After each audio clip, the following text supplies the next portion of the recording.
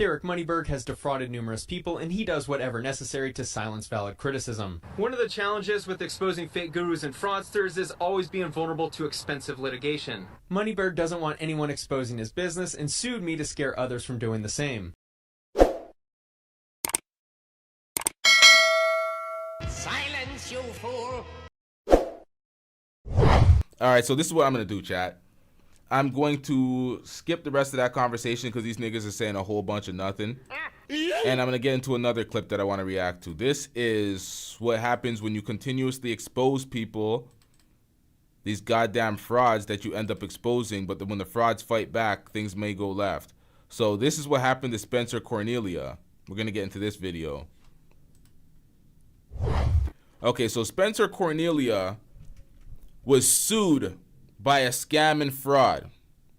A scamming ass fraud sued Spencer Cornelia. Spencer Cornelia won the suit, but he spent hundreds of thousands of dollars in lawyer fees that he still needs to recoup. So let's get into this video. The details in this video are kind of hilarious because this nigga is one of the biggest frauds I've ever seen, where he buys all the engagement. Let's get into this, y'all. What's up, everyone? For the past 2.5 years, I've spent over $300,000 on lawyer fees and associated expenses fighting against a stupid, frivolous lawsuit. Derek MoneyBerg has defrauded numerous people, and he does whatever necessary to silence valid criticism. One of the challenges with exposing fake gurus and fraudsters is always being vulnerable to expensive litigation. MoneyBerg doesn't want anyone exposing his business and sued me to scare others from doing the same. This is what's called a SLAPP lawsuit, or strategic litigation against public participation. John Oliver made an awesome video about SLAPP lawsuits that I'd recommend watching. My new favorite merch, I made sure to put 0 here because that's how much money's going to be in his bank account after I come for everything, and it's how much freedom he's going to have once the authorities start knocking on his door. In December 2020, I interviewed a YouTuber named John Anthony Lifestyle. John shared a lot of info about Derek MoneyBerg, most notably how MoneyBerg didn't create his own courses, had previous arrests, and had numerous victims of his programs.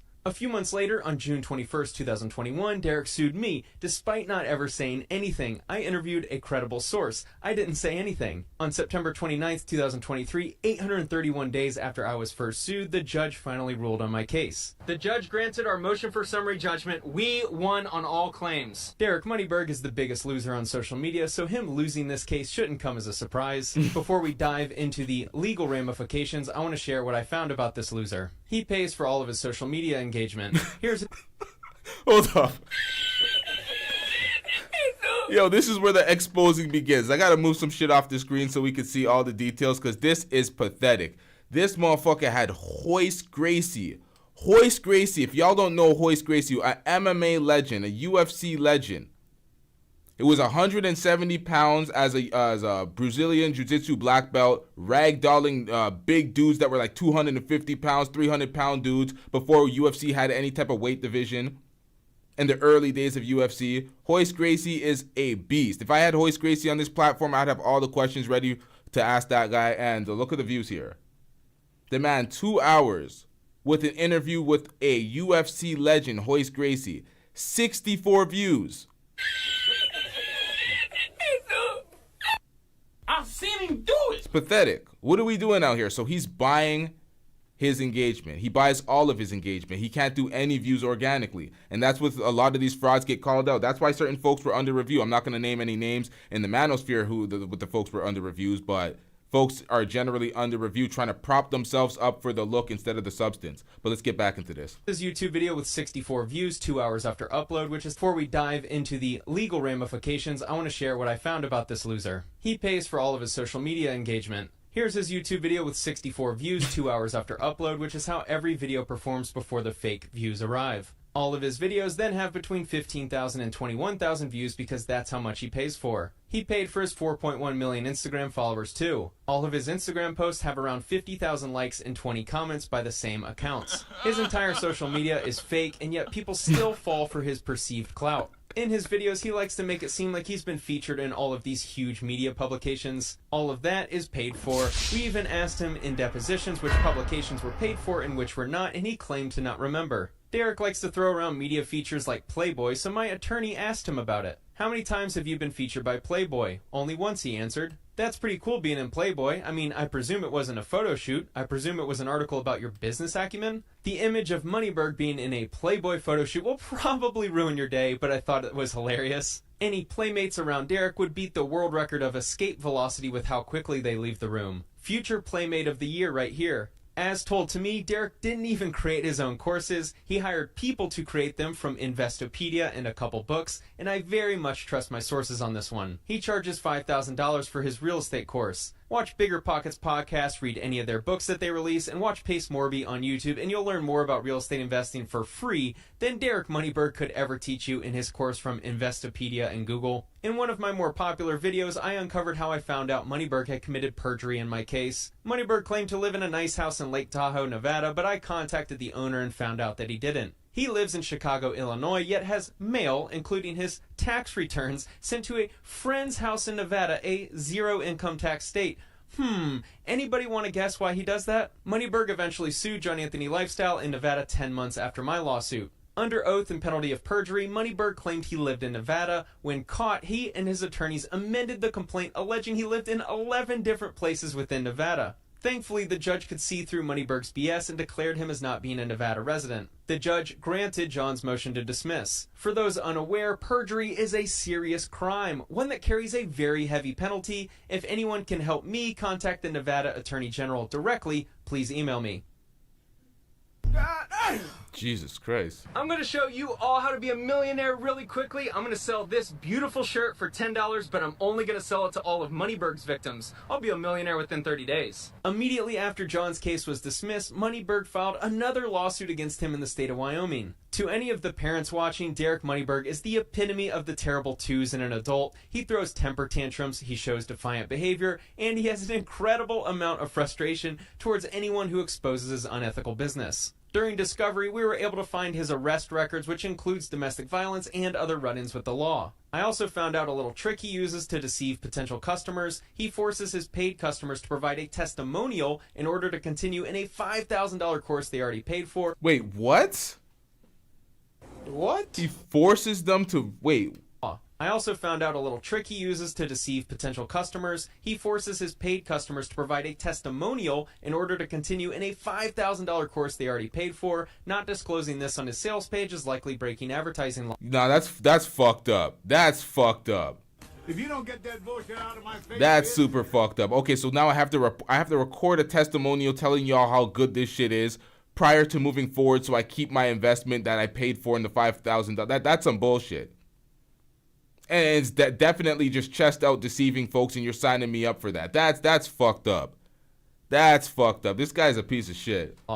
If you're counting at home, this guy breaks more laws than a guy featured on a mob documentary on Netflix. We did win the case, but MoneyBerg decided to appeal because his intentions aren't to win this case. It's to burden me with excessive legal fees. That's been his strategy the entire time. Here's the order of the judge granting the motion for summary judgment. Derek made 4 claims in the lawsuit, and the judge ruled in our favor on all 4 claims. The Lanham Act, which is unfair competition, defamation, business disparagement, and emotional distress. He said he suffered from overeating because of my videos on him. This information... He suffered from overeating.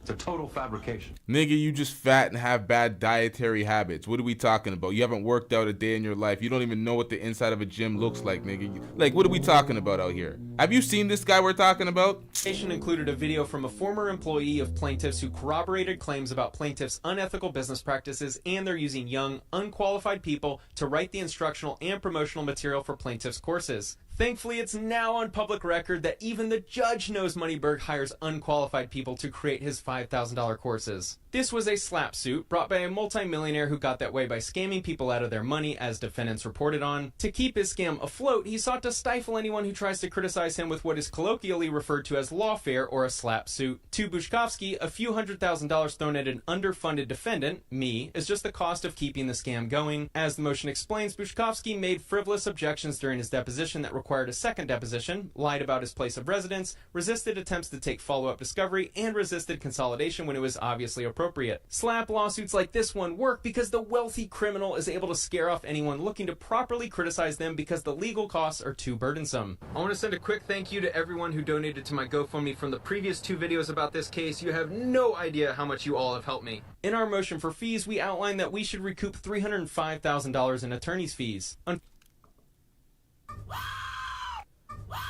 Yeah, see, that's how they stifle you. $300,000 in attorney's fees as a YouTuber that's exposing people that's scamming. So he exposed the biggest scammer where everything he does is literally a scam. Inflated numbers, purchase viewers, purchase subscribers, bought all the engagement, finesses everybody that he gets finessed, that he initially finesses. He signs them up for a double finesse by making them do a testimonial to continue the finesse. And then when somebody tries to speak out, he silences them. So he is on some next level controlling the scheme and ensuring that it's consistently a success while he's scamming folks. He like tried to cover all his he tried to cover all bases. He tried to ensure that this went on. Cesar Pina recently sued Tony the Closer for an ungodly amount. I can't remember how much it was, but it was a large amount that he sued him for. These scammers are just trying to sue people into silence so they continue their finesse, and the media doesn't pick up on these stories, which lands them in hotter situations. But let's get back into Fortunately, this. the judge denied our anti-slap motion, which would have guaranteed that I recoup my fees. In my opinion, he ruled in such a way that was nearly legally impossible. This was a slap lawsuit and should be ruled as such based on the letter of the law. So, what's next? MoneyBerg appealed the summary judgment ruling, and we appealed the anti-slap ruling. We're going to spend the next 4 months briefing the appeals and then await a court date, likely a year from today. This process will probably cost me upwards of $60,000, which is money I don't have. If you'd like to assist with taking this fake guru down, I greatly appreciate it. You guys are also helping me out by watching my videos, so for that, I'm very thankful as well. MoneyBerg has damaged so many people with his overpriced programs and fake guru persona. The most often question I get is, will I get my money back? There's 2 pathways. One, the judge can grant our motion for fees. They will hopefully determine that this frivolous lawsuit should allow the defendant, me, to recoup their fees under the Lanham Act. If our motion isn't granted, then the second option is the appellate court will hopefully determine that this frivolous lawsuit should allow the defendant, me, to recoup their fees under the Lanham Act. If our motion isn't granted, then the second option is the appellate court overturns the previous anti-slap ruling. The anti-slap is the golden option here. If we get that granted, I recoup all of my lawyer fees. To prevail on an anti-slap motion to dismiss, a defendant must satisfy the first prong through showing by a preponderance of the evidence that the claim is based upon a good faith communication in furtherance of the right to petition or the right to free speech in direct connection with an issue of public concern. This was written by the judge in the order. A few paragraphs later, the judge determined that I didn't act with malice and had no reason to believe any statements in the videos were false, and the videos were of public concern dealing with a public figure. I am very confident that the appellate court will grant the anti-slap ruling because this case literally follows the definition of a slap lawsuit. Yep. As long as they apply the law as it's written, then I should win the anti-slap motion. Freedom of speech. A lot of Americans think freedom of speech means you can say whatever you want about someone. That's not true. Freedom of speech means you can express your opinions and not face retaliation from the government. Additionally, if you act with malice and defame someone, you may be found liable for any damages if they decide to sue. How can someone avoid a Yep, ask Tasha K. lawsuit? In America, you cannot avoid lawsuits. Very few people seem to understand this. If someone wants to sue you, they can. And in America, a wealthy person or corporation can weaponize the legal system to silence criticism, just like MoneyBerg is doing here. He doesn't want me to share what I know. Now, how does that work cross-border? Slap lawsuits. These types of frivolous lawsuits work because they're so incredibly expensive for the average person to fight against, so people don't stand up and expose the unethical or illegal practices of the wealthy. Derek MoneyBerg filed this suit because he doesn't want people to know anything about his past or his victims. Why was this so expensive? There are many reasons, and almost all of them have to do with strategies implemented by Derek to increase the burden of costs. There were over 200 court filings in this case. Attorneys are expensive, and the system is so incredibly overbloated that it would blow your mind if you've never been through a frivolous civil lawsuit. Is MoneyBerg actually wealthy? Surprisingly, yes. People do give him a lot of money. The average lifetime value of a customer of his programs is around $15,000. I believe he's had years with revenue as high as $5 million from his course sales. If the judge grants the anti-slap, then him being wealthy is actually very much in my favor because it'll be a lot easier to collect on a judgment. Congrats on winning. The only way I'll actually win this case is if the anti-slap is granted. Spending $350,000 in legal fees to receive a piece of paper saying that what someone I interviewed said wasn't defamatory is not exactly a victory. When will this be over? That's terrible. That is terrible. It'll likely be at least a year before the appeals process is over. It'll cost me at least an additional $50,000 to reach the finish line. I'm still in credit card debt from the previous stage and will be burdened by this next chapter. Thank you. It's been an incredibly challenging year. I've been burnt out on making content for at least 18 months, but I can't take days off because I have legal bills to pay. I'm incredibly thankful for everyone who's watched my videos, everyone who's donated to the GoFundMe, everyone who rooted for me to fail or were ugly towards me, and all of the brands sponsoring videos. Despite the overwhelming challenge this lawsuit has presented me, I will reach the finish line, I will defeat MoneyBerg, I will do whatever I can to protect the victims of this fake guru, and I can't wait to actually celebrate in a year when I have a judgment against this fake guru for $350,000. Thanks for watching. Now, shout out to Spencer Cornelia. If y'all haven't already, go to his channel, hit the like button on that video.